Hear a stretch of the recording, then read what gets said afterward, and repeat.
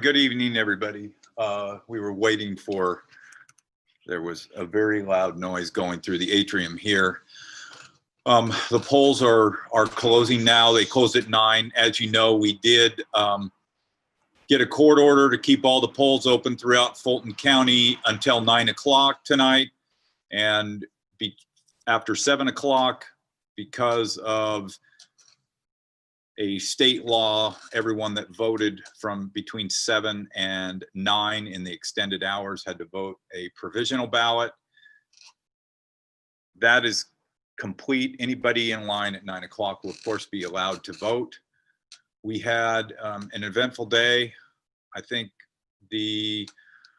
one of the things that we're going to be able to do is do a good post-mortem on this election and look to see everywhere that we can make improvements. There will be a lot of room for improvement when it comes to August and also November.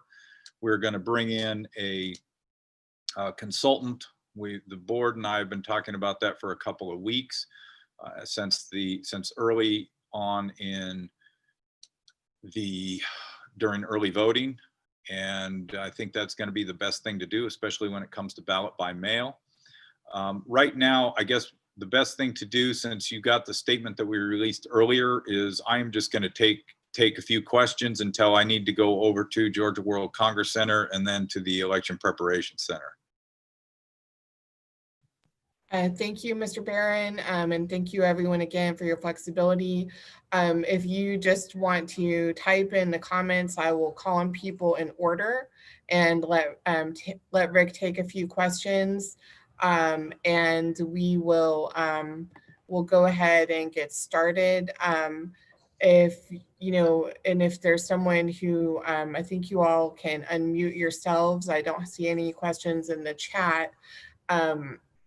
One thing I'd like to clarify, because I've had a few questions about it, is ask Rick to clarify which ballots are being counted at which location. I think many of you have visited us at the Georgia World Congress Center where we are counting absentee ballots. That is not where everything is being counted. So I'm just going to ask him while folks are, if you have any questions to ask Rick to just comment on that. Yes, at the Georgia World Congress Center, we are counting all of the absentee ballots that we received. Through Sunday, we had received over 85,000, and then I believe today we received mail on Sunday, 2 different times from the Postal Service. So yesterday we didn't get any mail.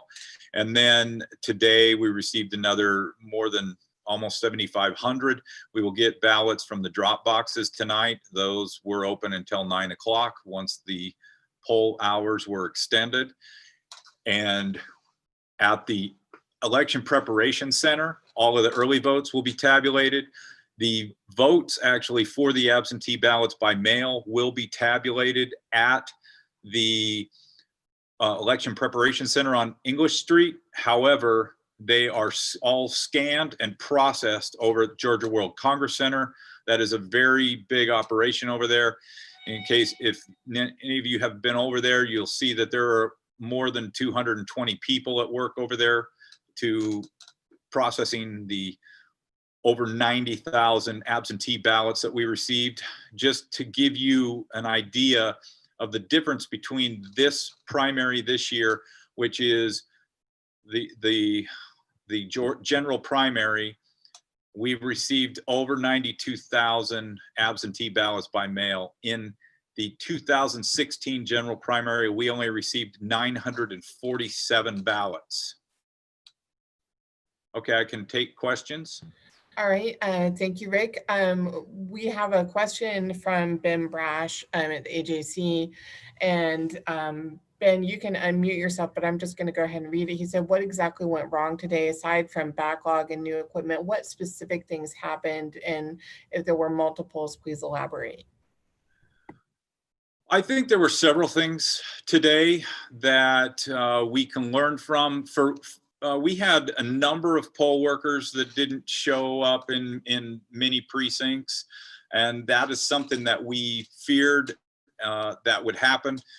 We had even two poll managers in the last couple of days that tested positive for COVID, so they couldn't work. I think one of the big challenges for us was that we had 45 polling place changes. That's something usually you won't see unless you're in a 2-year cycle. You might see that many polling place changes over that time period. The challenges of that is that we had to get, a lot of them happened. 44 of the 45 were directly due to COVID. We had to get out ahead of household mailing to announce those changes. We had to try to get those publicized out there in any way that we could, from next door through elected officials. And we had to make sure that voters knew where the new polling places, where their new polling places were. Because if you vote you vote anywhere other than your assigned precinct on election day, you have to vote a provisional ballot. That is one thing that happened at precincts around the county today, because many people were confused by all of the different polling place changes. We don't like to change polling places, but in the middle of this pandemic, we were faced with one polling place after another dropping out, and we dropped from 198 polling places down to 164. We were able to combine a number, and so that's why the 45 that changed reduced our polling location numbers down to 34. We also lost a lot of poll workers. We had a lot of new poll workers in the field today. One of the other things that happened was that this was brand new equipment. The last time the poll workers were trained for the March presidential preference primary between January and March. Their in-person training was in those months. Since then, we haven't been able to do in-person training. That we did some refreshers in the last few days, but people did not want to attend in-person training at the height of the concern over the pandemic in March, April, and into May. We would have lost more poll workers had we done in-person training because people weren't comfortable with it. That was another challenge that we had. So we had to do video training, we had to do webinars, and then we did demos during supply pickup. And we also did, for those poll workers that were interested in coming in person, we did do trainings that way. So what that did by having all of those trainings occur is through video, is you don't get your hands on the equipment. So a lot of poll workers were confused this morning in many different precincts about several different things. Our call center was overloaded with calls from poll workers that had issues. How many precincts and all had issues? I don't mean to interrupt. How many that ranged had issues all the way across the spectrum. I think some of the other things, we did have equipment issues. We had scanners that would power down, jammed. We also had, in some cases, polling or ballot marking devices plugged into the one circuit. Maybe there were too many plugged into one circuit, and so that would cause some of them to flicker. We were having to get technicians out there. We had more than 90 technicians hired for this election that were either roving around or assigned to specific precincts. And those are some of the issues that we saw. It was mostly equipment issues, many caused by different training challenges that we had.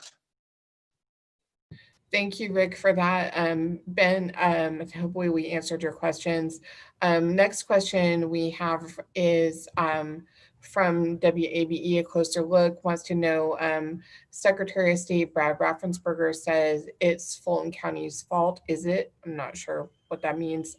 Follow-up question from WABE. Secretary of State says he's investigating Fulton County. Have we heard from him directly? And will, Rick wants to know, will you cooperate with an investigation? We haven't heard from the Secretary of State directly, no. Whenever a county is whenever an investigation of a county opens up, whenever a voter initiates a complaint with the Secretary of State's office. The Secretary of State's office has a team of investigators. They investigate every complaint that comes in. So whenever the first complaint comes in, an investigation is opened. It is terminology that is used by the Secretary of State's office.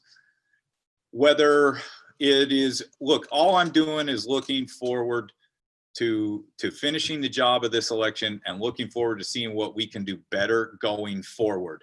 Whatever Secretary Raffensperger's opinion is, it's his opinion alone, and he can say whatever he wants. I disagree with him. I think he's the head election official in the state, and he can't wash his hands of all the responsibility for this election. So that's pretty much where I'll leave that question. Thank you, Rick. Next question from Ben again. He wants to know how this today's events, I guess, fit into the history of Fulton County's election hiccups, or is this something different? Well, I think it's a little of both. I mean, obviously this election posed some problems for us that no other election, I think 2012, we haven't seen anything like this since 2012 in terms of issues on election day.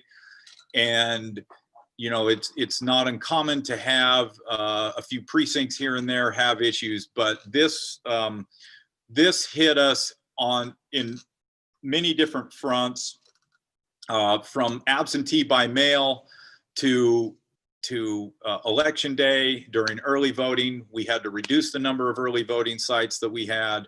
We had processed more than 143,000 absentee ballot applications. That is 4 times or 4.5 times the amount of a normal presidential election. It stretched us thin as far as staffing goes. We got behind, of course, in April with the head of the absentee ballot coming down with COVID, and then one of his chief staff members dying from COVID. So we got behind in April. We had 6 of the first 9 days where we were processing when we got behind, and that set us off on the wrong foot. It took us a long time to catch up, but we did. And you know, what I want to do is thank all the voters that did participate in this election. We are going to look exactly at everything that happened in this election and go forward. And we will make sure that in November, we serve the voters of this county with distinction. Thank you, Rick. Next question is, what would you say to voters who may be worried about November? Well, I think what we're going to have to do for November is, regardless of where we are in terms of the pandemic, we are going to have to open all of our early voting sites. If we need to open 24 early voting sites and have another 15 outreach sites, we're just going to have to do that to take the pressure off of election day and also take the pressure off of the absentee by mail process. The absentee by mail process, it was an election in and of itself. You know, you have states out there in the West that do ballot by mail professionally. That is what they do. Their elections are almost exclusively by mail. They have no polling sites. They have no early voting. They do it by mail. What we were asked to do was do absentee by mail. We became an absentee by mail state. We still had to do our full complement of election day infrastructure. We did our early voting infrastructure, and it stretched us. We tried to face those challenges, and I think, you know, when you have the offices that are closed, you're managing people teleworking from homes all over the county. We ran into a lot of challenges this time. So I think we are going to learn from this and move forward. Thank you, Rick. I think we're going to take like one or two more questions. We have one here from Faith says, is it true that Georgia's absentee ballots were processed and mailed by Runback from Arizona as contracted by the Secretary of State on April 25th, and the counties were only responsible for processing the applications and not mailing them until last week? Yeah, the Secretary of State's office, what the process was that the Secretary of State's office mailed out the absentee ballot applications to voters originally.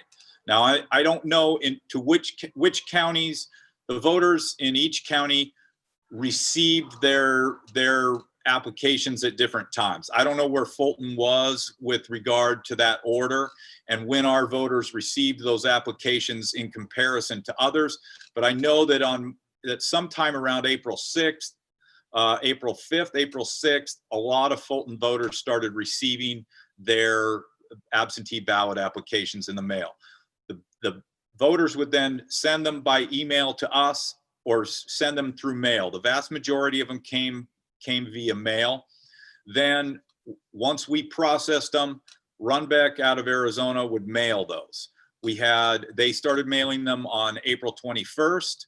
And the last processing day for the counties was May 28th.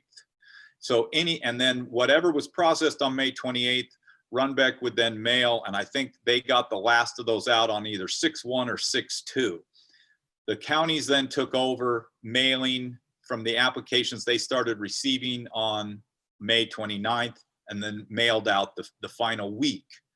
And so we were responsible for the last week to mail out those ballots. Okay, well, that is the last question we've received at this time. As you can imagine, this is a very busy night for Mr. Barron, so we want to get him back to work. Last question, closer look says, what should Governor Kemp do at this point? I don't know that that's something Mr. Barron wants to comment on, but we'll let him take that. Well, I think really what should happen at this point is, after an election such as this, I think it is up to the Secretary of State's office to do some sort of postmortem with the counties and take all of the counties and get feedback on what went right and what went wrong. If the Secretary of State can't take on the leadership of that, then I will get together with all of the metro counties and we will take that on ourselves, because we need to have, the counties need to have a plan. All of us need to get together and compare notes of what we did well and what we didn't do well. We need to go through that together as a group and figure out how we go forward to do the August runoff and the November general election, which is a very important election in this country's history. And we need to make sure that we nail that election right. So I think one of the first things I'll do tomorrow is start getting in touch with my fellow elections director to get a meeting together so that all of us can get together and discuss that, because we need to have some sort of leadership from the counties so that we can drive this process forward to make sure that November is a success, because the counties are the ones that have to do all the work on the front lines to make this election successful. And we need to make sure that we all have the resources to go forward, and we need to make sure that we get the support from the Secretary of State's office. And we need the Secretary of State's office to be involved in that process and show some leadership and not point the fingers at the counties and view us as partners in this process. Thank you, Rick.